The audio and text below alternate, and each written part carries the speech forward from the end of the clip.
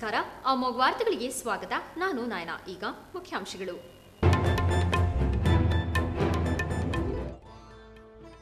₹600 ಕೋಟಿ ವೆಚ್ಚದಲ್ಲಿ ಹಾಸನ ಬೇಲೂರು ರೈಲು ಮಾರ್ಗಕ್ಕೆ ಅನುಮೋದನೆ. ಶೀಘ್ರ ವಿಮಾನ ನಿಲ್ದಾಣ ಕಾಮಗಾರಿಗೆ ಶಂಕುಸ್ಥಾಪನೆ. ಸಚಿವ ಎಚ್.ಡಿ. ರೇವಣ್ಣ ಹೇಳಿಕೆ. ಎರಡನೇ ದಿನವೂ ಮುಂದುವರೆದ ಬಿಎಂ ರಸ್ತೆ ಒತ್ತುವರಿ ತೆರವು. ನ್ಯಾಯಾಲಯ ತಡೆಯಾಜ್ಞೆ ನಡುವೆಯೂ ಘರ್ಜಿಸಿದ ಜೆಸಿಬಿಗಳು. ಅಕ್ರಮ ಕಟ್ಟಡ ಮಾಲೀಕರುಗಳಿಗೆ ಶುರುವಾಯಿತು ನಡುಕ.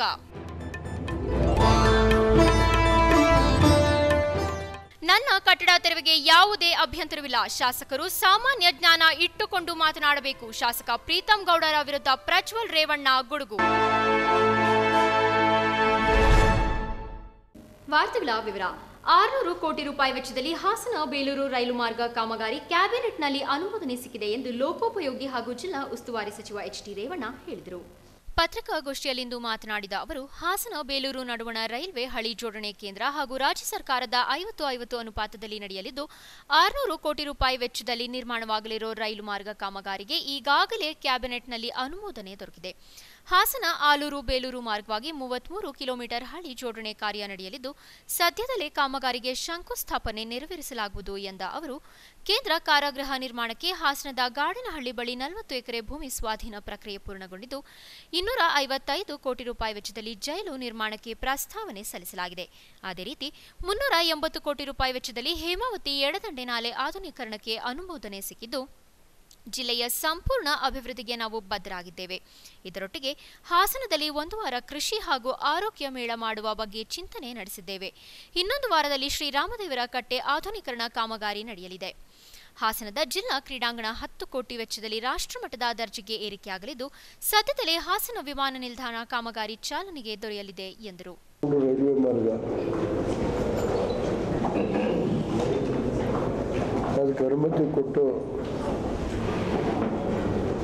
ಬೇಲೂರಿಗೆ, ಹಾಸನ ಬೇಲೂರಿಗೆ ಸುಮಾರು ₹600 ಕೋಟಿ ಚಿಲ್ಲರೆಯಲ್ಲಿ 50% ರೈಲ್ವೆ 50%, ರಾಜ್ಯ ಸರ್ಕಾರ 50%. ಅದು ಮೊನ್ನೆ ಅಪ್ರೂವ್ ಅದು ರೈಲು ಬೇಲೂರಿಂದ ಆಲೂರಿಗೆ ಬರುತ್ತೆ. ಲೈನು ಆಲೂರಿಂದ ಇಲ್ಲಿಂದ ಆಲೂರಿಂದ ಬೇಲೂರು ಗೊತ್ತಾಯ್ತಲ್ಲ. ಆ ಮಾರ್ಗ ಸುಮಾರು 33 ಕಿಲೋಮೀಟರ್ ಆಗುತ್ತೆ. ಮತ್ತು ಈ ಜಲದಲ್ಲೇ ಏನು ಬಹುದಿನದ ನಮ್ಮ ಅರ್ಕಲ್ಗೂಡು, KR ನಗರ, KR ಜನತೆಯ ಬಿಎಂ ರಸ್ತೆಯ ಒತ್ತುವರಿ ತೆರವು ಕಾರ್ಯಾಚರಣೆಯನ್ನು ನಗರಸಭೆ ಅಧಿಕಾರಿಗಳು 2ನೇ ದಿನವೂ ಮುಂದುವರೆಸಿದ್ದು, ಶನಿವಾರವೂ ಹಲವು ಕಟ್ಟಡಗಳ ಒತ್ತುವರಿ ಜಾಗವನ್ನು ಪೊಲೀಸ್ ಬಿಗಿ ಬಂದೋಬಸ್ತ್ನಲ್ಲಿ ತೆರವುಗೊಳಿಸಲಾಯಿತು. ಶುಕ್ರವಾರ ಬೆಳಗ್ಗೆ ಒತ್ತುವರಿ ತೆರವು ಕಾರ್ಯಾಚರಣೆಗೆ ಕೆಲವೊಂದು ಕಟ್ಟಡ ಮಾಲೀಕರಿಂದ ಹಾಗೂ ಬಿಜೆಪಿ ಕಾರ್ಯಕರ್ತರಿಂದ ವಿರೋಧ ವ್ಯಕ್ತವಾಗಿತ್ತು. ಆದರೆ ಇದ್ಯಾವುದನ್ನು ಲೆಕ್ಕಿಸದೆ ಅಧಿಕಾರಿಗಳು ಪೊಲೀಸ್ ಸರ್ಪಗಾವಲಿನಲ್ಲಿ ದೊಡ್ಡ ದೊಡ್ಡ ಕಟ್ಟಡದ ಒತ್ತುವರಿಯನ್ನು ತೆರವು ಮಾಡಿದರು. ಶನಿವಾರ ಕೂಡ ಬೆಳಗ್ಗಿಂದಲೇ ನಗರಸಭೆ ಜೆಸಿಬಿ ಯಂತ್ರಗಳು ಆರ್ಭಟಿಸಿದ್ದು, ಬಿಎಂ ರಸ್ತೆಯಲ್ಲಿರುವ Mamata hotel, Rakshita wines, cocktail, quality, Rashmi, Prabhat hotel ಹೀಗೆ ಅನೇಕ ಹೋಟೆಲ್ಗಳು, ಬೇಕರಿಗಳು, ಅಂಗಡಿ ಮುಂಗಟ್ಟುಗಳನ್ನು, ಬಾರ್ ಅಂಡ್ ರೆಸ್ಟೋರೆಂಟ್ಗಳನ್ನು ನಗರಸಭೆ ಅಧಿಕಾರಿಗಳು ಜೆಸಿಬಿ ಯಂತ್ರಗಳ ಮೂಲಕ ತೆರವುಗೊಳಿಸಿದರು.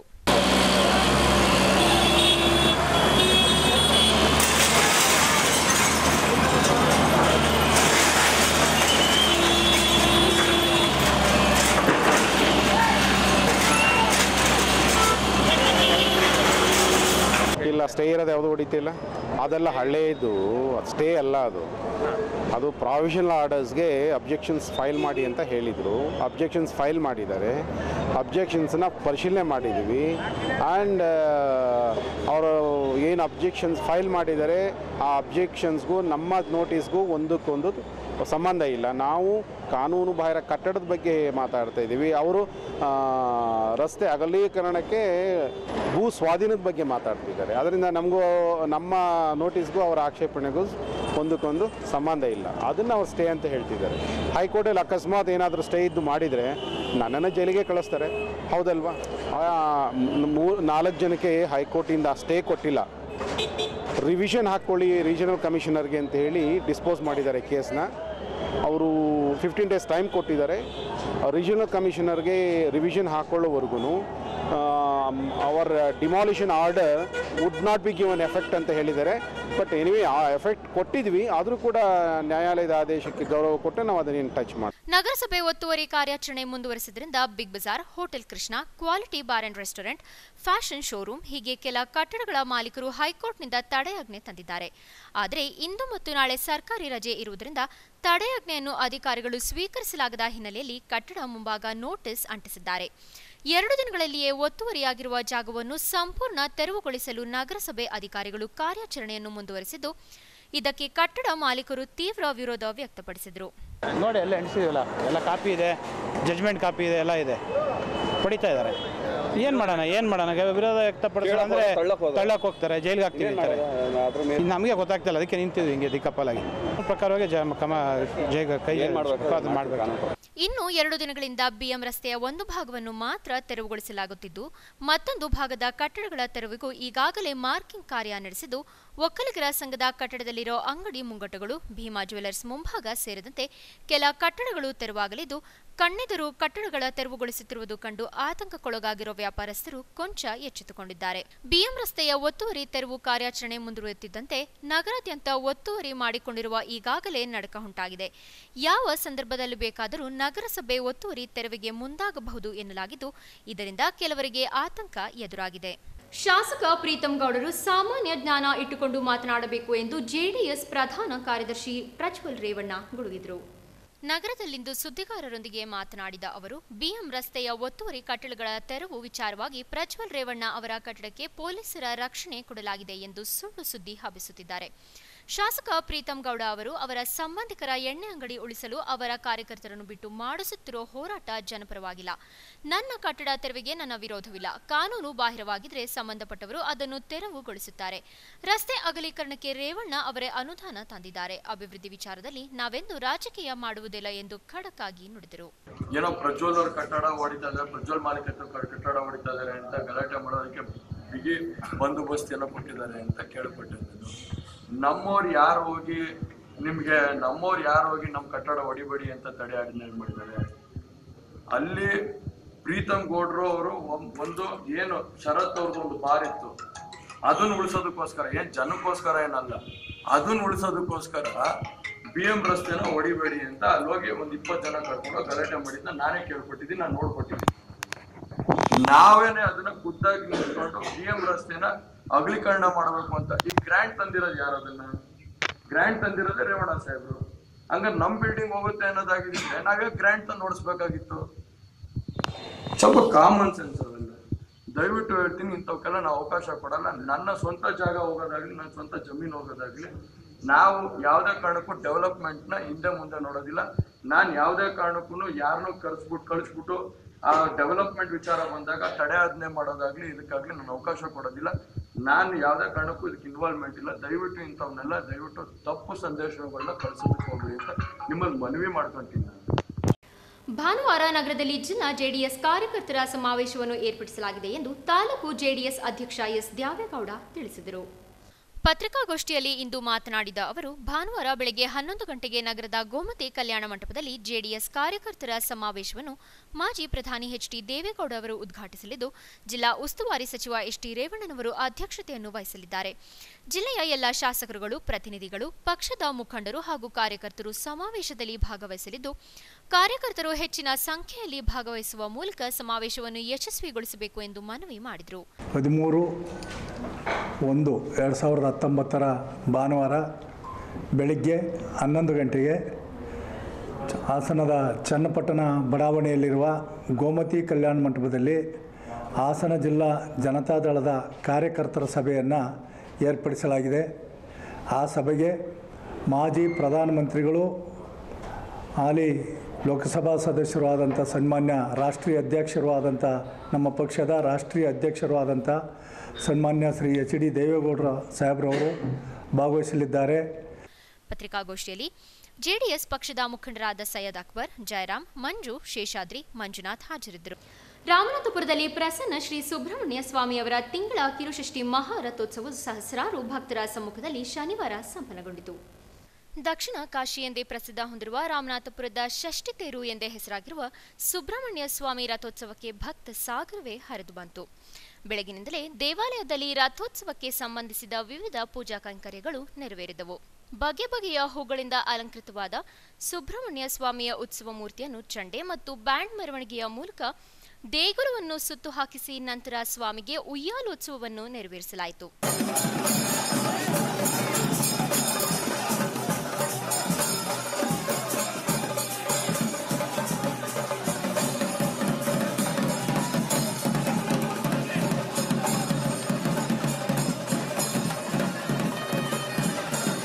ದೇವಾಲಯದಲ್ಲಿನ ಎಲ್ಲ ಪೂಜಾ ಸಂಪ್ರದಾಯಗಳನ್ನು ಪೂರ್ಣಗೊಳಿಸಿದ ನಂತರ ದೇವರ ಉತ್ಸವ ಮೂರ್ತಿಯನ್ನು ಹಲವು ಬಗೆಯ ಬಣ್ಣದ ಬಟ್ಟೆಗಳಿಂದ ಸಿಂಗರಿಸಲಾಗಿದ್ದ ರಥದಲ್ಲಿ ಪ್ರತಿಷ್ಠಾಪಿಸಲಾಯಿತು.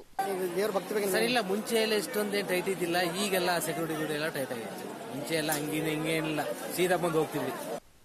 ಪ್ರತಿ ವರ್ಷದಂತೆ ಆಗಸದಲ್ಲಿ ಗರುಡಗಳು ರಥವನ್ನು ಪ್ರದಕ್ಷಿಣೆ ಹಾಕಿದ ನಂತರ ಮಧ್ಯಾಹ್ನ 12 ಗಂಟೆಗೆ ಸರಿಯಾಗಿ ರಥಕ್ಕೆ ಪೂಜೆ ನೆರವೇರಿಸಲಾಯಿತು. ಗೋವಿಂದ ಗೋವಿಂದ ಎನ್ನುತ್ತಾ ಸುಬ್ರಹ್ಮಣ್ಯ ಸ್ವಾಮಿಯ ಹರ್ಷೋದ್ಗಾರ ಮಾಡುತ್ತಾ ಭಕ್ತರು ರಥವನ್ನು ಎಳೆದರು. ಸುಬ್ರಹ್ಮಣ್ಯ ಸ್ವಾಮಿ ದೇವಾಲಯದಿಂದ ಹೊರಟ ರಥವು ಹಳೆ ಸೇತುವೆವರೆಗೆ ಸಾಗಿ ಮತ್ತೆ ಸ್ವಸ್ಥಾನಕ್ಕೆ ಮರಳಿತು. ಭಕ್ತರು ರಥಕ್ಕೆ ಹಣ್ಣು ಧವನ ಎಸೆದು ಭಕ್ತಿ ಸಮರ್ಪಿಸಿದರು. ರಥದ ಮುಂದೆ ಸಾಗಿದ ಮಂಗಳವಾದ್ಯ, ಚಂಡೆ, ಬ್ಯಾಂಡ್, ವಾದ್ಯ ಪ್ರಕಾರಗಳು, ಜಾನಪದ ಕಲಾಕುಣಿತಗಳು ರಥೋತ್ಸವದ ಮೆರುಗನ್ನು ಮತ್ತಷ್ಟು ಹೆಚ್ಚಿಸಿದವು. ಇನ್ನೂ ವಿವಿಧ ಕಡೆಗಳಿಂದ ಆಗಮಿಸಿದ್ದ ಸಾವಿರಾರು ಭಕ್ತರು ಕಾವೇರಿ ನದಿಯಲ್ಲಿ ಮಿಂದು ಸರತಿ ಸಾಲಿನಲ್ಲಿ ಸಾಗಿ ದೇವರ ದರ್ಶನ ಪಡೆದರು. ಸ್ನಾನ ಘಟ್ಟದಲ್ಲಿ ಸ್ನಾನ ಮಾಡಿದ ಭಕ್ತರು ಗೋಗರ್ಭ ಶಿಲೆ, ಗಾಯತ್ರಿ ಶಿಲೆ ಮತ್ತು ಗಂಗಾ ಪೂಜೆ ನೆರವೇರಿಸುತ್ತಿದ್ದುದು ಸಾಮಾನ್ಯವಾಗಿತ್ತು.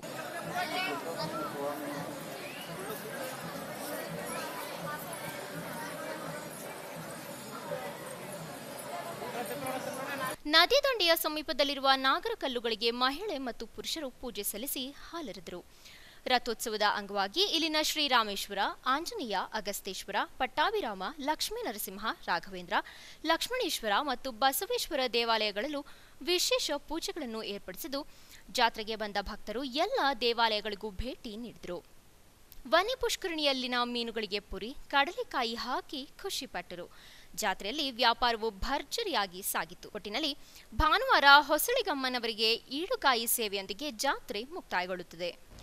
ವಿವೇಕಾನಂದರು ಸದಾ ಕಾಲಕ್ಕೂ ಲೋಕನಾಯಕ ಎಂದು ಉಪವಿಭಾಗಾಧಿಕಾರಿ ಡಾಕ್ಟರ್ ಎಚ್ಎಲ್ ನಾಗರಾಜ್ ತಿಳಿಸಿದರು.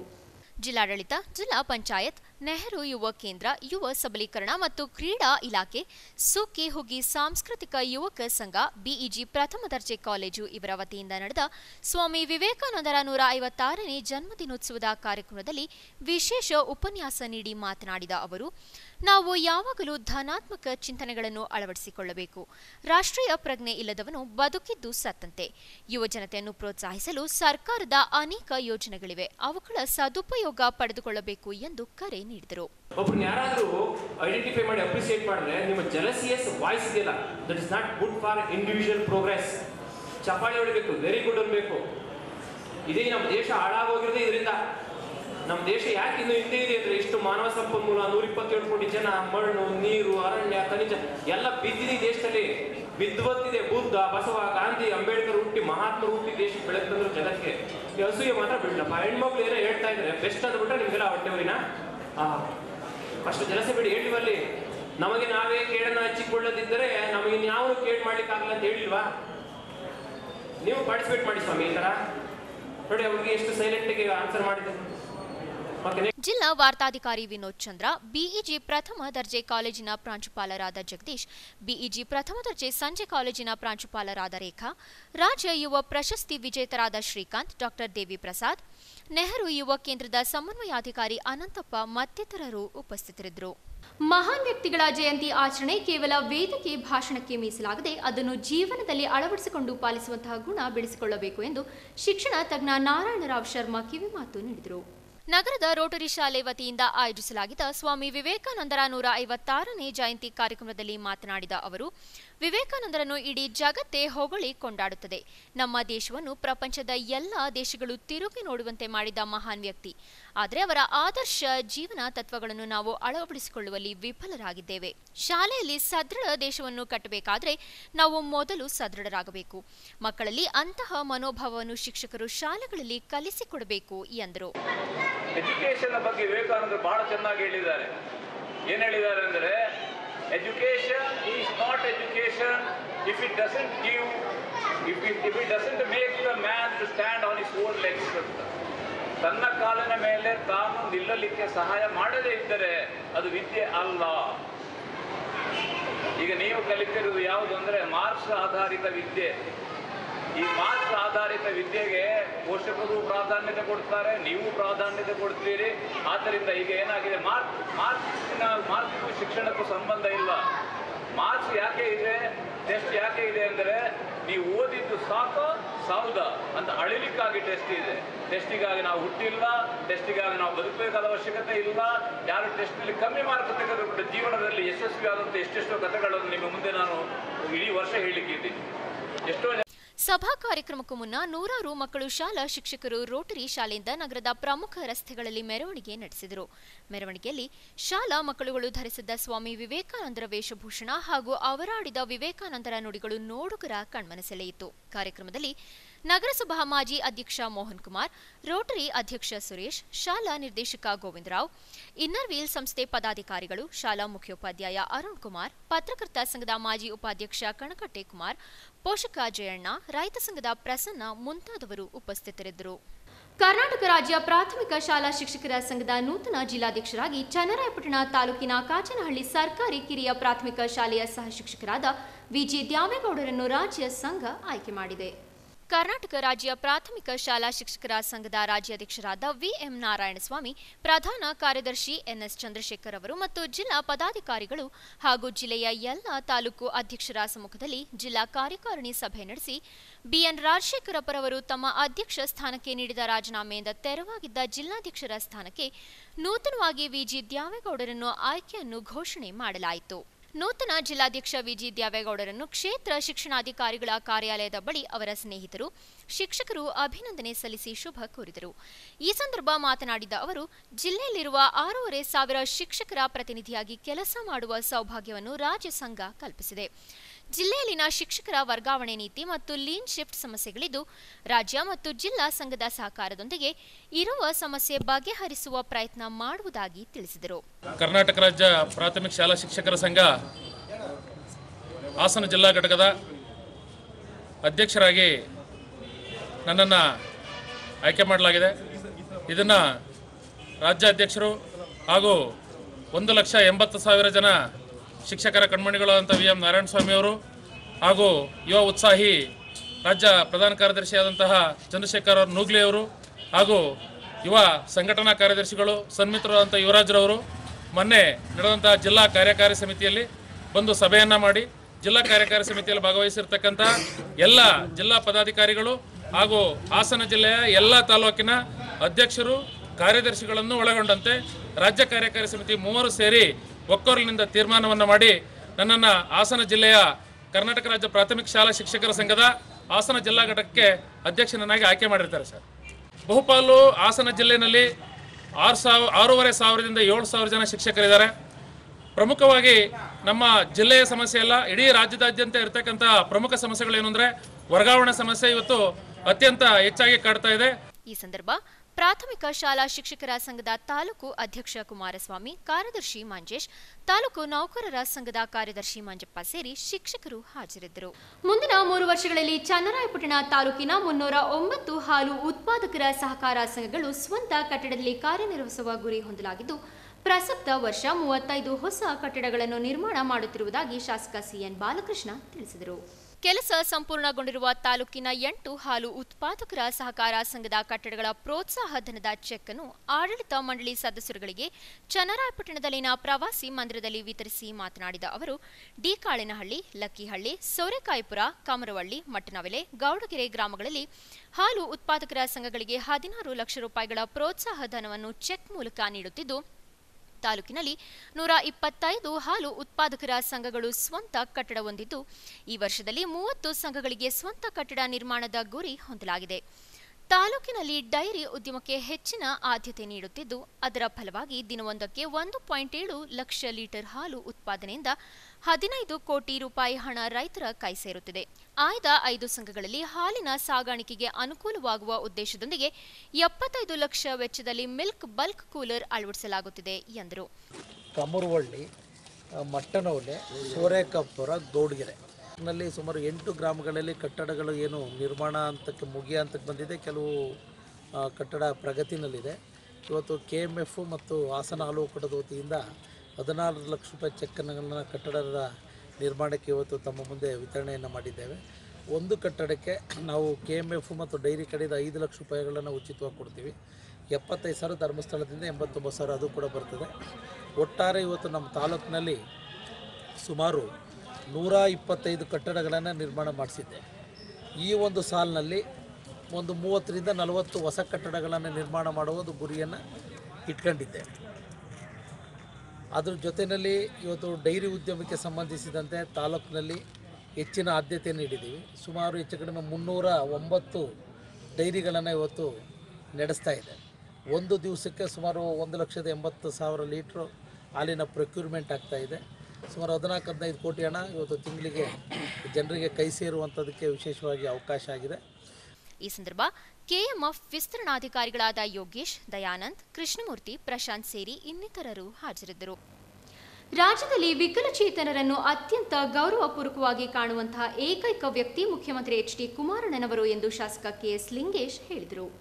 ಪಟ್ಟಣದ ರಾಘವೇಂದ್ರ ಕಲ್ಯಾಣ ಮಂಟಪದಲ್ಲಿ ತಾಲೂಕು ಅಂಗವಿಕಲ ಸಂಘ ಹಾಗೂ ವೇಲಾಪುರಿ ಸಾಹಿತ್ಯ ವೇದಿಕೆ ವತಿಯಿಂದ ಹಮ್ಮಿಕೊಂಡ ವಿಶ್ವ ವಿಕಲಚೇತನರ ದಿನಾಚರಣೆ ಕಾರ್ಯಕ್ರಮ ಉದ್ಘಾಟಿಸಿ ವಿಕಲಚೇತನರಿಗೆ ಸಲಕರಣೆಗಳನ್ನು ವಿತರಿಸಿ ಮಾತನಾಡಿದ ಅವರು, ಅಂಗವಿಕಲತೆ ಎಂಬುದು ಶಾಪವಲ್ಲ, ಅದನ್ನು ಆತ್ಮವಿಶ್ವಾಸದಿಂದ ಎದುರಿಸಿ ಜೀವನ ಸಾಗಿಸಬೇಕು. ಸರ್ಕಾರದಿಂದ ಸಿಗುವ ಎಲ್ಲ ಸವಲತ್ತುಗಳು ವಿಕಲಚೇತನರಿಗೆ ದೊರಕುವಂತೆ ಪ್ರಾಮಾಣಿಕವಾಗಿ ಕಾರ್ಯನಿರ್ವಹಿಸುತ್ತೇನೆ ಎಂದರು. ಅದರಲ್ಲೂ ಸಹ ವಿಶೇಷವಾಗಿ ವಿಕಲಚೇತನರ ಬಗ್ಗೆ ಯಾರು ಈ ದೇಶದಲ್ಲಿ ಮುಖ್ಯಮಂತ್ರಿ ವಿಶೇಷ ಆಸಕ್ತಿ ವಹಿಸಿ ಕರೆದು ಕುಳಿಸ್ಕೊಂಡು ಮಾತಾಡಿಸಿ ಏನೇ ಸಮಸ್ಯೆ ತಕ್ಷಣದಲ್ಲೇ ಪರಿಹಾರ ಮಾಡ್ತಕ್ಕಂಥ ಮುಖ್ಯಮಂತ್ರಿ ಯಾರಾದ್ರೂ ಅವರು ಏಕೈಕ ವ್ಯಕ್ತಿ ಕುಮಾರಸ್ವಾಮಿ. ಕನ್ನಡ ಸಾಹಿತ್ಯ ಪರಿಷತ್ತು ತಾಲೂಕು ಅಧ್ಯಕ್ಷ BM ವೀರೇಶ್ ಮಾತನಾಡಿ, ಸರ್ಕಾರ ಅಂಗವಿಕಲರಿಗೆ ನೀಡುವ ವೇತನ ಹೆಚ್ಚಳಕ್ಕೆ ಮುಂದಾಗಬೇಕು. ಅಂಗವಿಕಲರ ಮೀಸಲಾತಿ ದುರ್ಬಳಕೆಯಾಗದಂತೆ ಗಮನ ಹರಿಸಬೇಕು. ಅಂಗವಿಕಲರಿಗೆ ಅನುಕಂಪಕ್ಕಿಂತ ಅವಕಾಶ ನೀಡಬೇಕು. ಪ್ರತಿ ಅಂಗವಿಕಲರು ಕನ್ನಡ ಸಾಹಿತ್ಯ ಪರಿಷತ್ತು ಸದಸ್ಯತ್ವ ಪಡೆಯುವಂತೆ ಮನವಿ ಮಾಡಿ, ಕಡು ಬಡವರಿಗೆ 10 ಜನರಿಗೆ ನಾನೇ ಸದಸ್ಯತ್ವದ ಹಣ ಭರಿಸುವ ಭರವಸೆ ನೀಡಿ, ಗ್ರಾಮ ಪಂಚಾಯಿತಿಗಳಲ್ಲಿ ವಿಕಲಚೇತನರಿಗೆ ನೀಡುವ 5% ಅನುದಾನ ನೀಡಲು ಪಂಚಾಯಿತಿ ಆಡಳಿತ ಮೀನಾಮೇಷ ಎಣಿಸುತ್ತಿದೆ ಎಂದು ಹೇಳಿದರು. ಏನು ಕಡು ಬಡವರಿದ್ದಾರೆ ಅಂಗವಿಕಲರಲ್ಲಿ, ಅವರಲ್ಲಿ 10 ಜನರಿಗೆ ನಾನು ನನ್ನ ವೈಯಕ್ತಿಕ ಹಣವನ್ನು ಭರಿಸಿ ಸಾಹಿತ್ಯ ಪರಿಷತ್ತಿನ ಸದಸ್ಯತ್ವವನ್ನು ಕೊಡಲಿಕ್ಕೆ ನಾನು ಬದ್ಧಾಗಿದ್ದೇನೆ. ಅಂಗವಿಕಲ ಕೆಲವರು 10 ಜನರ ಪಟ್ಟಿಯನ್ನು ಕೊಟ್ಟರೆ ಬೆಂಗಳೂರಿಗೆ ನಾನೇ ಹೋಗಿ ಅವರ ಸದಸ್ಯತ್ವವನ್ನು ಮಾಡಿಸ್ಕೊಂಡು ಬರ್ತೀನಿ ಅಂತ ಅಂದ್ಬಿಟ್ಟು ಹೇಳ್ತಾ ನನ್ನನ್ನು ಇಲ್ಲಿ ಈ ಕಾರ್ಯಕ್ರಮಕ್ಕೆ ಕರೆದು, ಅದು ಗ್ರಾಮ ಪಂಚಾಯಿತಿ, ತಾಲೂಕು ಪಂಚಾಯಿತಿ ಮತ್ತು ಜಿಲ್ಲಾ ಪಂಚಾಯಿತಿಗಳಲ್ಲಿ ಅನುಷ್ಠಾನ ಆಗ್ತಾ ಇಲ್ಲ. ಈ ಬಗ್ಗೆ PDOಗಳಿಗೆ. ಈ ಸಂದರ್ಭದಲ್ಲಿ ವೇಲಾಪುರಿ ಸಾಹಿತ್ಯ ವೇದಿಕೆ ಅಧ್ಯಕ್ಷ HM ದಯಾನಂದ್, ಪುರಸಭಾ ಅಧ್ಯಕ್ಷೆ ಭಾರತಿ, ಅಂಗವಿಕಲರ ಸಂಘದ ಅಧ್ಯಕ್ಷ ಉಮೇಶ್, ಗಿರೀಶ್, ಶಿವಮೂರ್ತಿ, ದಿನೇಶ್, ಹರೀಶ್ ಇನ್ನು ಮುಂತಾದವರು ಹಾಜರಿದ್ದರು. ಯೋಗಚೇತನ ಟ್ರಸ್ಟ್, ಮಲೆನಾಡು ವೀರಶೈವ ಸಮಾಜ ಸೇರಿದಂತೆ ವಿವಿಧ ಸಂಘ ಸಂಸ್ಥೆಗಳ ವತಿಯಿಂದ ಆಯೋಜಿಸಲಾಗಿದ್ದ 15 ದಿನಗಳ ಯೋಗ ಶಿಬಿರದ ಮುಕ್ತಾಯ ಸಮಾರಂಭ ಸಕಲೇಶಪುರ ಪಟ್ಟಣದ ಗುರುವೇಗೌಡ ಕಲ್ಯಾಣ ಮಂಟಪದಲ್ಲಿ ನಡೆಯಿತು. ಈ ಸಂದರ್ಭದಲ್ಲಿ ಗದಗಿನ ಯೋಗಗುರು ವೀರೇಶ್ ಗುರೂಜಿ ಮಾತನಾಡಿ, ಇಡೀ ವಿಶ್ವವೇ ಆರೋಗ್ಯದ ದೃಷ್ಟಿಯಿಂದ ಯೋಗವನ್ನು ಅಪ್ಪಿಕೊಂಡಿದೆ. ಯೋಗ ಕೇವಲ ದೈಹಿಕ ಆರೋಗ್ಯವನ್ನು ಮಾತ್ರವಲ್ಲ, ಮಾನಸಿಕ ಆರೋಗ್ಯವನ್ನು ಕಾಪಾಡುತ್ತದೆ. ಇಂದಿನ ಒತ್ತಡದ ಬದುಕಿನಲ್ಲಿ ಯೋಗವನ್ನು ಅಳವಡಿಸಿಕೊಂಡರೆ ಆರೋಗ್ಯಯುತ ಜೀವನ ಮಾಡುವುದು ಸಾಧ್ಯ ಎಂದರು.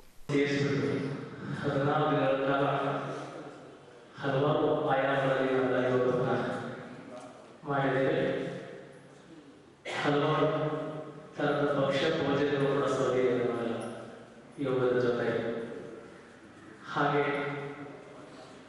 ಅದರ ಜೊತೆಗೆ ರೋಗರಹಿತ ಮಾನಸಿಕ ನೆಮ್ಮದಿಯನ್ನ ನಾವು ಇವೆಲ್ಲ ಪಡ್ಕೊಂಡಿದ್ದೀವಿ ಅನ್ಕೋತೀನಿ. ಆದರೆ ಯೋಗ ಎಂಬುದೊಂದು ಪವಿತ್ರವಾದ ಭಾಗ. ಇದು ಒಂದು ದೊಡ್ಡ ಸಮುದ್ರ ಇದ್ದ ಹಾಗೆ. ಇದಕ್ಕೆ ಯಾವುದೇ ಕೊನೆಗಳಿಲ್ಲ, ಮುಕ್ತಾಯ ಇಲ್ಲ. ಸಾಂಘಿಕವಾಗಿ ಮಾತ್ರ ಮುಕ್ತಾಯ. ಆದರೆ ಪ್ರತಿನಿತ್ಯ ಯೋಗ ಇರಲೇಬೇಕಾಗುತ್ತೆ. ಮಾಡುವಂಥ ಕೆಲಸಗಳ ಯೋಗ ಬೇಕು. ಆ ಯೋಗ ಬದುಕು ಅಸಾಧ್ಯ. ತಹಸೀಲ್ದಾರ್ ನಾಗಭೂಷಣ್ ಮಾತನಾಡಿ, ವಿಶ್ವ ಯೋಗ ದಿನಾಚರಣೆ ಹಿನ್ನೆಲೆಯಲ್ಲಿ ವಿಶ್ವವೇ ಭಾರತದತ್ತ ನೋಡುವಂತಾಗಿದೆ. ಹಿಂದೆ ಭಾರತೀಯರು ಮಾತ್ರ ಯೋಗವನ್ನು ಮಾಡುತ್ತಿದ್ದರು. ಆದರೆ ಇಂದು ಭಾರತೀಯರಿಗಿಂತ ಹೆಚ್ಚಾಗಿ ವಿದೇಶಿಗರು ಯೋಗವನ್ನು ಅಳವಡಿಸಿಕೊಳ್ಳುತ್ತಿರುವುದು ಸಂತೋಷದ ವಿಷಯವಾಗಿದೆ ಎಂದರು. ಕಳೆದ ಬಾರಿ ಉದ್ಘಾಟನೆ ಒಂದು ವಾರ ಬಂದರೆ ಆಮೇಲೆ ಬಂದಿಲ್ಲ. ಅದೃಷ್ಟವಶಾತ್ ಈ ಸರ್ತಿ ಸಮಾರಂಭ ಕರೆದಿದ್ದಾರೆ. ಇಲ್ಲಾಂದ್ರೆ ನಾನು ಈ ಸತಿ ಒಂದು ವಾರ ಮಾಡಲಿಕ್ಕೆ ವಿಶ್ವಕ್ಕೆ ನಮ್ಮ ದೇಶ ಅದ್ಭುತ ಕೊಡುಗೆ. ಆದರೆ ಗುರುಗಳು ಹೇಳ್ತಾ ಇದ್ರು, ಇದು ಔಷಧಿ ಇಲ್ಲದೆ ಕಾಯಿಲೆಗಳನ್ನ ವಾಸ ಮಾಡುವಂಥದ್ದು. ಇದು ಪ್ರಪಂಚಕ್ಕೆ ನಮ್ಮ ಭಾರತ ಕೊಟ್ಟಂತಹ ಅತ್ಯಂತ ಅದ್ಭುತವಾದ ಕೊಡುಗೆ. ಆದರೆ ನಮ್ಮ ದೇಶದಲ್ಲಿ ಇದನ್ನು ಸಮರ್ಪಕವಾಗಿ ಬಳಸ್ಕೊಳ್ತಿಲ್ಲ. ಅದನ್ನು ನಾನು ಈ ಯೋಗವನ್ನು ಮಾಡಿದ್ರೆ ನಮ್ಮ ಮಾನಸಿಕ ಸ್ಥಿಮಿತವಾಗಿರುತ್ತೆ, ಮತ್ತೆ ಕೆಲಸ ಮಾಡಲಿಕ್ಕೆ ಇಡೀ ದಿನ ಉತ್ಸಾಹ ಬರುತ್ತೆ. ನಾನು ಕಳೆದ ಬಾರಿ ಹೇಳಿದ್ದೆ, ನಾನು ಕೆಲಸ ಮಾಡ್ತಕ್ಕಂಥ ಅಧಿಕಾರಿಗಳು ನಿವೃತ್ತಿ ಹೊಂದಿದ್ದಾರೆ. ನಿವೃತ್ತಿ ಹೊಂದಿದ 10 ವರ್ಷ ಮೇಲೆ 17 ವರ್ಷ ಆಗಿದೆ. ಯೋಗಚೇತನ ಟ್ರಸ್ಟ್ ಅಧ್ಯಕ್ಷ ಲಕ್ಷ್ಮೀನಾರಾಯಣ, ಸದಸ್ಯರುಗಳಾದ ಜಗದೀಶ್, ಲಕ್ಷ್ಮಣ್ ಕೀರ್ತಿ ಇನ್ನಿತರರು ಹಾಜರಿದ್ದರು. ಸ್ವಾಮಿ ವಿವೇಕಾನಂದರ ಹಾಗೆ ವಿದ್ಯಾರ್ಥಿಗಳು ತಮ್ಮ ಜೀವನವನ್ನು ಉನ್ನತ ಮಟ್ಟಕ್ಕೆ ಏರುವಂತವರಾಗಬೇಕು ಎಂದು ರೋಟರಿ ಸಂಸ್ಥೆ ಅಧ್ಯಕ್ಷ ಸಂದೇಶ್ ಹೇಳಿದರು. ಸ್ವಾಮಿ ವಿವೇಕಾನಂದರ ಜನ್ಮದಿನದ ನಿಮಿತ್ತ ರೋಟರಿ ಸಂಸ್ಥೆ ಹಾಗೂ ರೋಟರಿ ಸಂಸ್ಥೆ ಹಾಸನ ಮಿಡ್ ಟೌನ್ ಇವರ ಸಹಯೋಗದೊಂದಿಗೆ ಪೂರ್ಣಪ್ರಜ್ಞಾ ಎಜುಕೇಷನ್ ಸೆಂಟರ್ನಲ್ಲಿ ಆಯೋಜಿಸಿದ್ದ ಯುವಜನೋತ್ಸವ ಕಾರ್ಯಕ್ರಮದಲ್ಲಿ ಪ್ರಾಸ್ತಾವಿಕವಾಗಿ ಮಾತನಾಡಿದ ಅವರು, ಸ್ವಾಮಿ ವಿವೇಕಾನಂದರ ಸಂದೇಶಗಳನ್ನು ಅರ್ಥೈಸಿಕೊಂಡು ತಮ್ಮಗಳ ಜೀವನದಲ್ಲಿ ವಿದ್ಯಾರ್ಥಿಗಳು ಅಳವಡಿಸಿಕೊಳ್ಳುವ ಮೂಲಕ ಪ್ರಸ್ತುತ ನಾಗರಿಕ ಸಮಾಜಕ್ಕೆ ಮಾದರಿಯಾಗಬೇಕು ಎಂದು ಕರೆ ನೀಡಿದರು.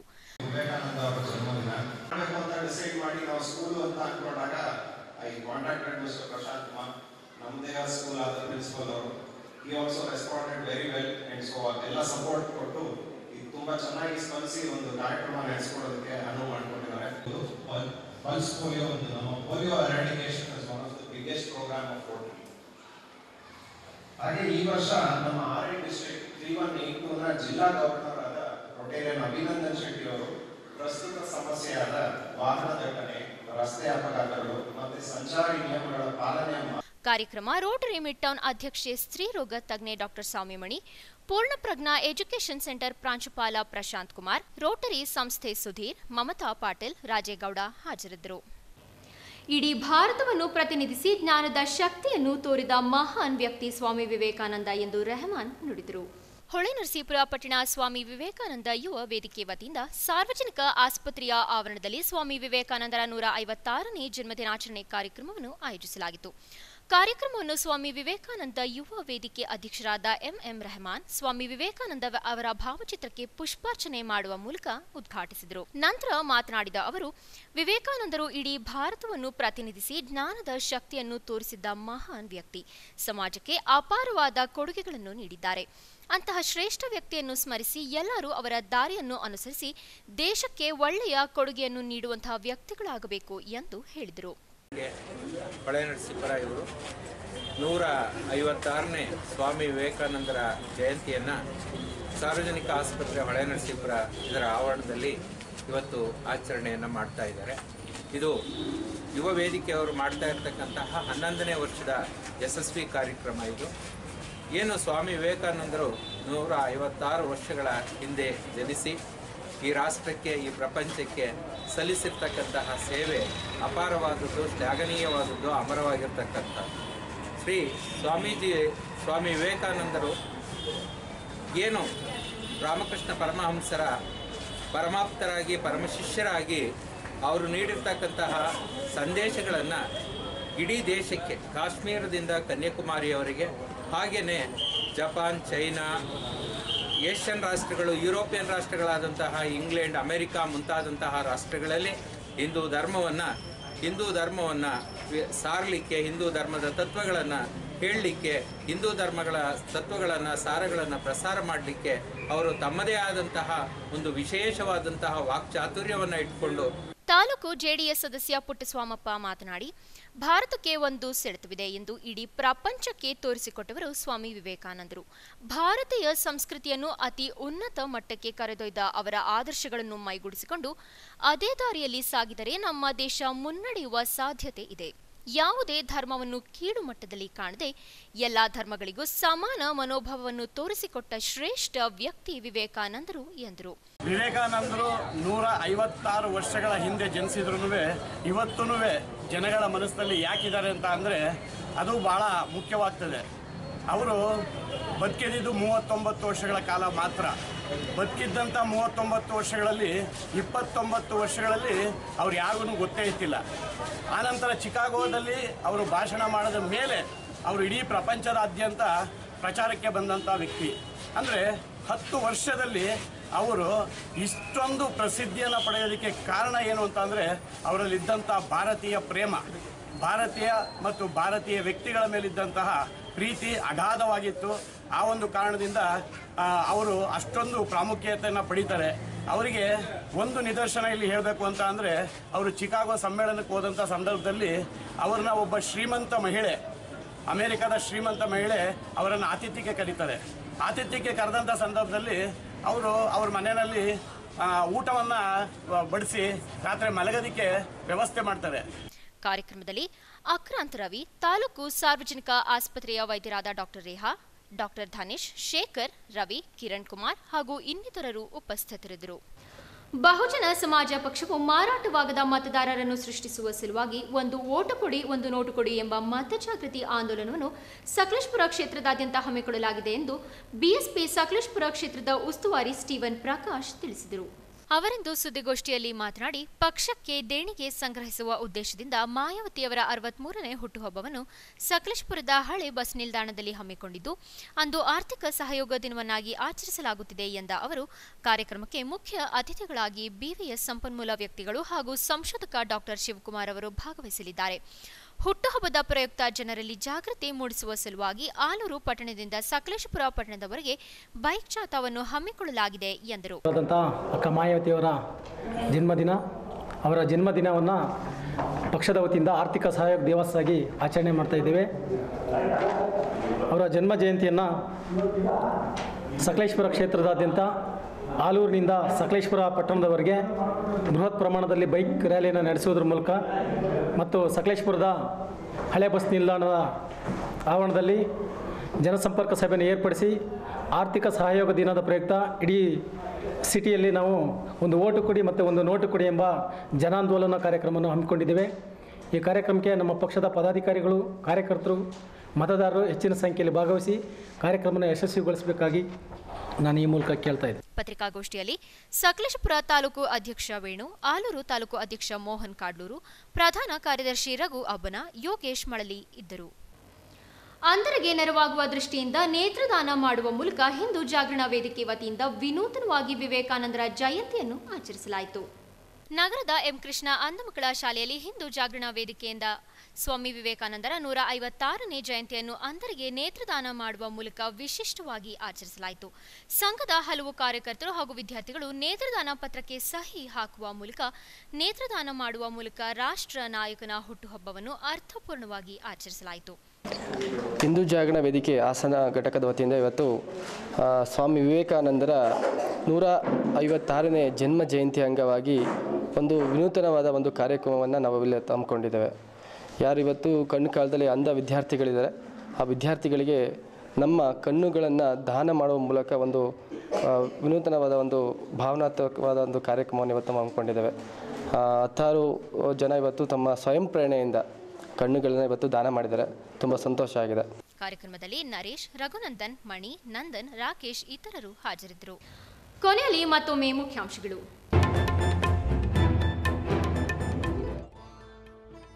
600 ಕೋಟಿ ರೂಪಾಯಿ ವೆಚ್ಚದಲ್ಲಿ ಹಾಸನ ಬೇಲೂರು ರೈಲು ಮಾರ್ಗಕ್ಕೆ ಅನುಮೋದನೆ, ಶೀಘ್ರ ವಿಮಾನ ನಿಲ್ದಾಣ ಕಾಮಗಾರಿಗೆ ಶಂಕುಸ್ಥಾಪನೆ, ಸಚಿವ ಎಚ್.ಡಿ. ರೇವಣ್ಣ ಹೇಳಿಕೆ. ಎರಡನೇ ದಿನವೂ ಮುಂದುವರೆದ ಬಿಎಂ ರಸ್ತೆ ಒತ್ತುವರಿ ತೆರವು, ನ್ಯಾಯಾಲಯ ತಡೆಯಾಜ್ಞೆ ನಡುವೆಯೂ ಘರ್ಜಿಸಿದ ಜೆಸಿಬಿಗಳು, ಅಕ್ರಮ ಕಟ್ಟಡ ಮಾಲೀಕರುಗಳಿಗೆ ಶುರುವಾಯಿತು ನಡುಕ.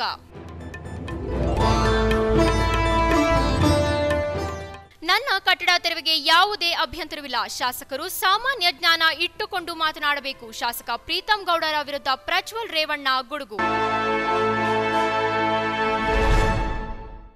ಮುಂದಿನ ವಾರ್ತಾ ಸಂಚಿಕೆಯೊಂದಿಗೆ ಮತ್ತೆ ಭೇಟಿಯಾಗೋಣ. ವಂದನೆಗಳು.